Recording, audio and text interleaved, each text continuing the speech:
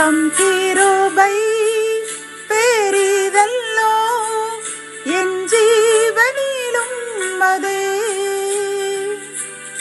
இம்மட்டும் காத்ததுவே. இன்னும் தேவை கிருபை தாருமே, இன்னும் தேவை கிருபை தாருமே. கர்த்தரும் இரட்சகருமாகிய இயேசு கிறிஸ்துவின் ஈடு இணையற்ற நாமத்தில் செனகலின் கர்த்தர் ஊழியத்தின் மூலம் 24/11/2024 இந்த நாள் உங்களுக்கும் உங்கள் சந்ததிக்கும் மகிழ்ச்சியின் நாளாக அமையப் போகிறது என்று மனதார வாழ்த்துகின்றேன்.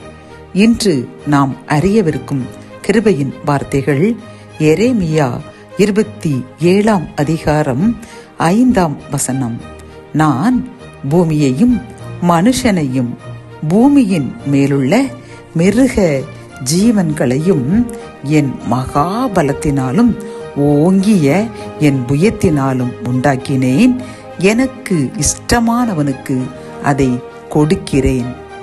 கத்தோலிக்க வேதாகமம் இவ்வாறு கூறுகின்றது: என் மிகுந்த ஆற்றலோடும் ஓங்கிய புயத்தோடும் மண்ணுலகையும் அதில் வாழும் மனிதரையும் விலங்குகளையும் படைத்தது நானே. எனக்கு விருப்பமானவர்களிடம் அவற்றை நான் கொடுப்பேன் என்கின்றது.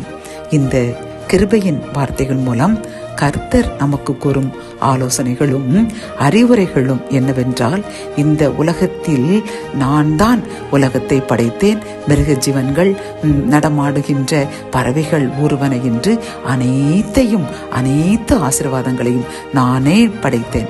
ஆகவே நீங்கள் எனக்கு பிரியமாக என் மனதிற்கு விருப்பமாக வாழும் பொழுது நான் இந்த உலகத்தில் உள்ள அனைத்து ஆசீர்வாதங்களையும் உங்களுக்கு நிரம்ப கொடுக்க நான் ஆயத்தமாக இருக்கிறேன்.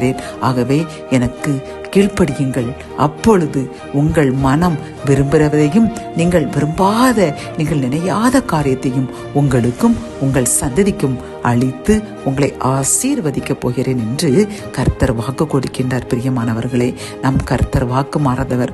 ஆகவே நாம் அவருக்கு கீழ்ப்படிந்து அவர் விருப்பத்தை நாம் நிறைவேற்றினால் மட்டும் போதும். பிரியமானவர்களே, கர்த்தர் நாம் எனக்கு இந்த காரியங்கள் நிறைவேற வேண்டும் என்று ஜெபித்துக் கொண்டிருக்கின்ற இந்த காரியத்தையும், நாம் ஜெபிக்காத, நாம் நினைக்காத இந்த காரியங்களை எனக்கு எப்படி யார் தருவார், இதை நான் நினைக்கவே முடியாது, இது என்னால் பெற முடியாது என்று நீங்கள் நினைக்கின்ற அந்த காரியத்தையும் கர்த்தர் உங்களுக்கும் உங்கள் சந்ததிக்கும் தந்து உங்களை சுற்றியுள்ள உங்கள் உற்றார் உறவினர்கள், நண்பர்கள் அனைவரையும் அதிசயிக்கப்படக்கூடிய அளவிற்கு அந்த ஆசீர்வாதத்தின் தந்து கர்த்தர் இன்றே உங்களை ஆசீர்வதிப்பேர் என்று வாக்கு கொடுக்கின்றார்.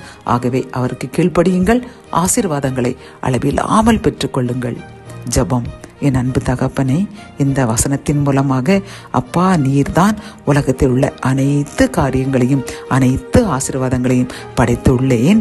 எனக்கு விருப்பமாய் நடக்கும் பொழுது அதை எனக்கு பிரியமானவர்களுக்கு கொடுப்பேன் என்று நீங்க கொடுத்த இந்த செய்திக்காக கோடி நன்றி அப்பா.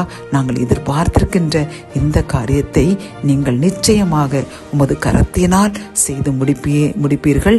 அது மட்டுமல்ல, நாங்கள் இணையாத காரியத்தையும் எங்களுக்கும் எங்கள் சந்ததிக்கும் தந்து ஆசீர்வதிப்பேன் என்று கூறிய இந்த வாக்குத்தத்தத்திற்காக கோடி நன்றி அப்பா. நாங்களும் இந்த செய்தியை கேட்டுக்கொண்டிருக்கின்ற யாரெல்லாம் உமக்கு கீழ்ப்படிந்து நடப்போம் என்று உறுதியளிக்கின்றார்களோ, எங்களுக்கும் எங்கள் சந்ததிக்கும் இந்த ஆசீர்வாதங்களை என்றே தந்து ஆசீர்வதித்து உயர்த்துங்க. மீட்பர் இயேசுவின் மூலம் ஜெபம் கேளும் நல்ல தகப்பனே. ஆமேன்.